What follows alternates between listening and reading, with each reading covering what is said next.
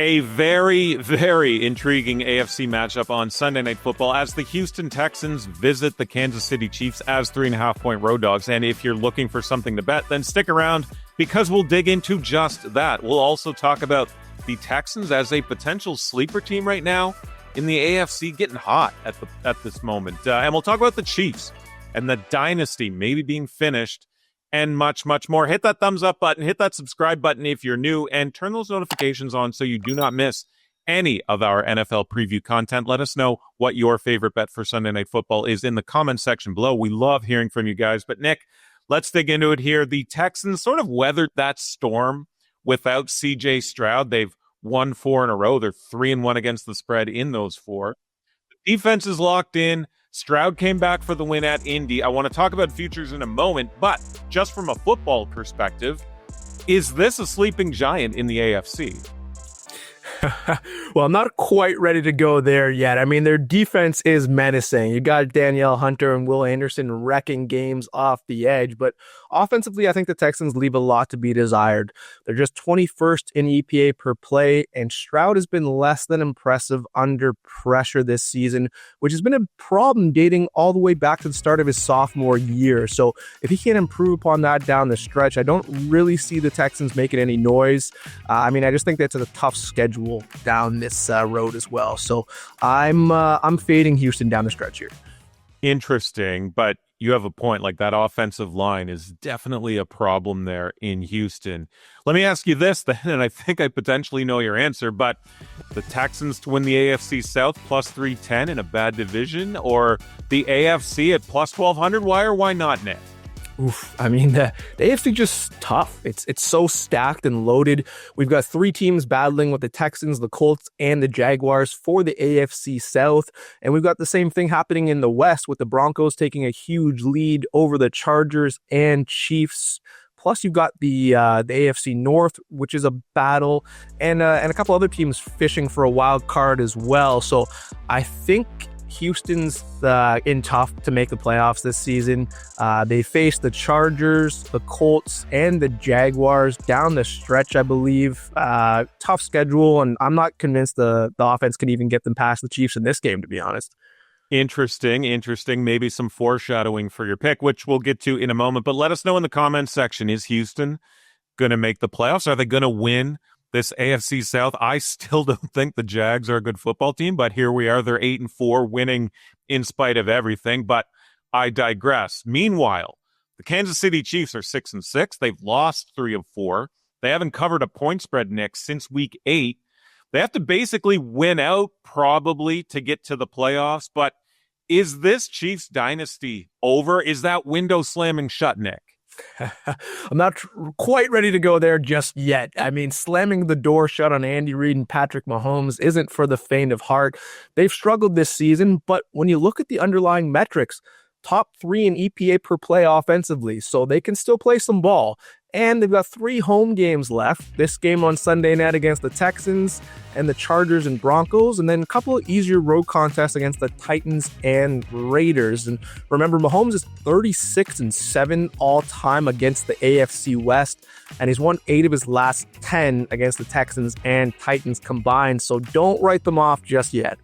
Yeah, I had this sort of same conversation with Ian McMillan in our Thursday night preview video, talking about the Lions, but still, like, their DVOA numbers look really good on both sides of the ball, same as Kansas City. Like, everything underneath the surface looks good, but still, we're mired at 500 football going into this game, which could be a big turning point for either team here. But the Texans lost the divisional matchup in the playoffs last season, but really kept that Chiefs offense in check.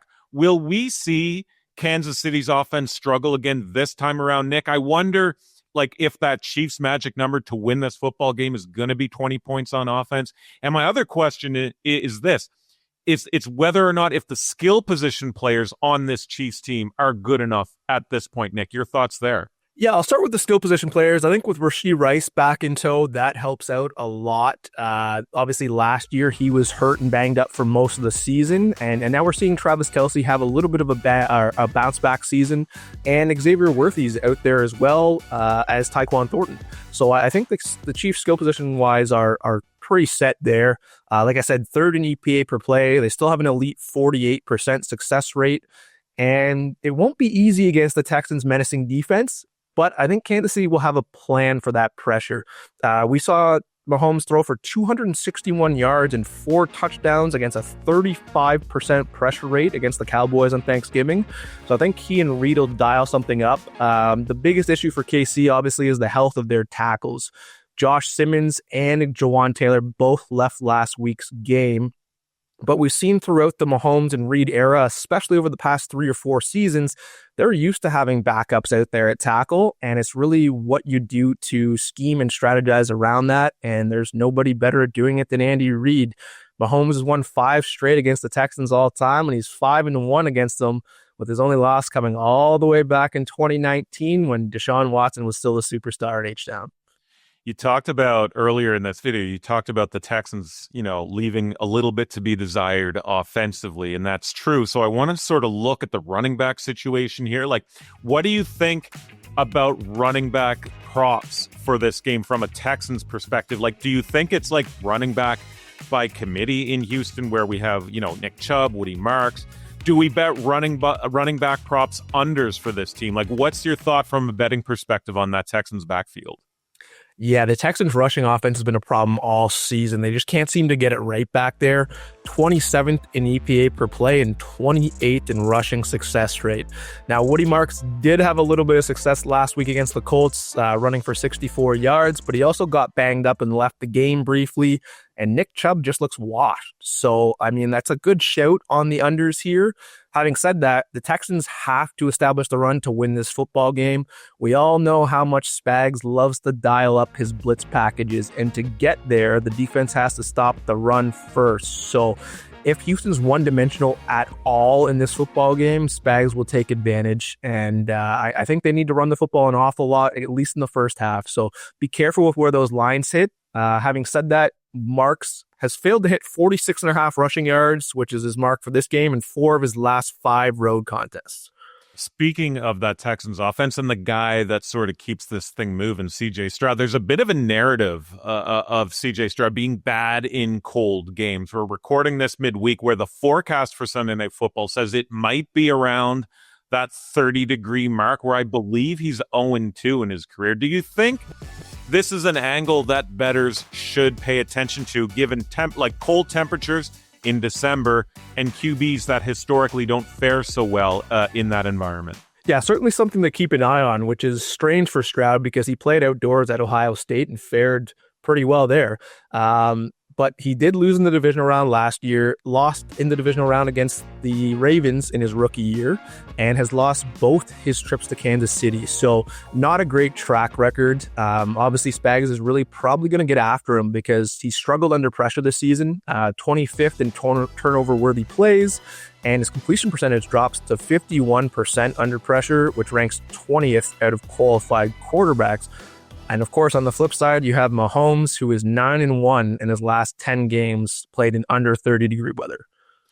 We'll get to your pick in a second here, but folks, you can get Prop Professor for 50% off for the first month right now. This app drops hundreds of plus EV bets every day. It gives you a real shot at finding long-term profit, and you can sort through plays across the NFL, across college football, and plenty more.